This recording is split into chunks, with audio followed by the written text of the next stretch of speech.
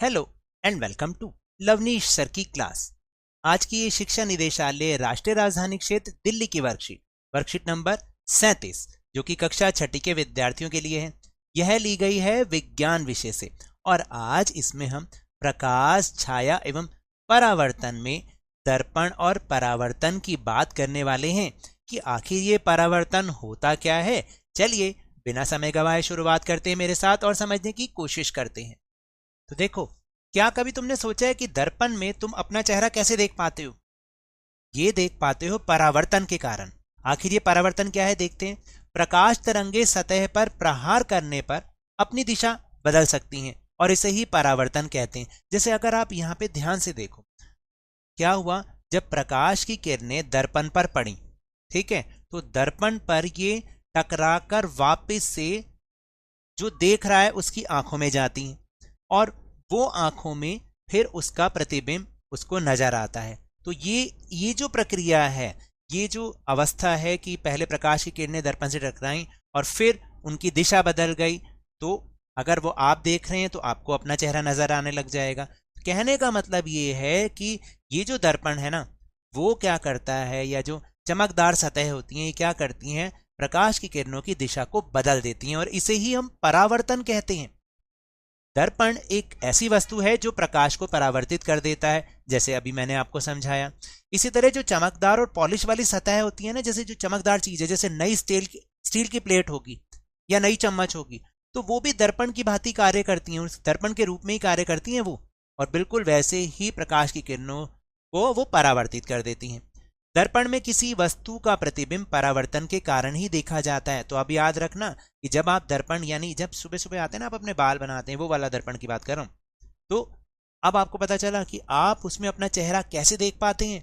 सिर्फ बिल्कुल इसी तरह से कि क्यों ना भाई आपके कमरे में कोई ना कोई तो प्रकाश का स्रोत होगा, जैसे कि ट्यूबलाइट होगी, बल्ब होगा।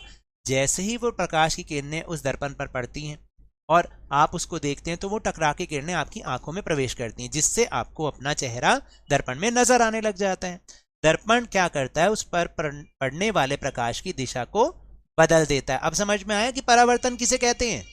फिर इसके बाद एक और चीज, जब हम किसी सतह को खुरदरा कहते हैं, हम कहते हैं ना ये बहुत खुरदरी सतह है, प्लेन नहीं है, तो ऐसा हमारा मानना है कि उसका खुरदरापन जो है वो सूक्ष्म स्तर पर है, सूक्ष्मतम स्तर पर है।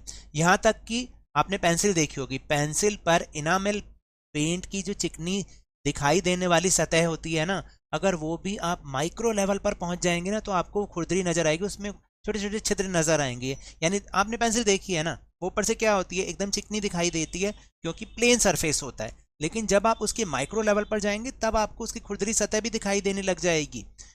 जब प्रकाश किसी खुरदरी सतह से परावर्तित होता है तो प्रकाश की किरणें कई अलग अलग कोणों पर परावर्तित हो जाती हैं। इसके कारण हम किसी सतह को किसी भी कोण से देख पाते हैं, जैसा कि इस चित्र के माध्यम से भी दिखाया गया है। ये देखो, यहाँ पर जब प्रकाश पड़ रहा है किसी खुरदरी सतह पर, तो वो क्या हो रहा है, बिखर कर प्रकाश की किरणें हम कई कोणों पर बिखर जाती हैं, जिससे हम कई कोणों से उस प्रकाश की सतह को देखते हैं और वो हमें वैसी की वैसी ही खुरदरी नजर आती है। समझ में आ रही है बात। चलिए अब अभ्यास के बहुत आसान से प्रश्न कर लेते हैं।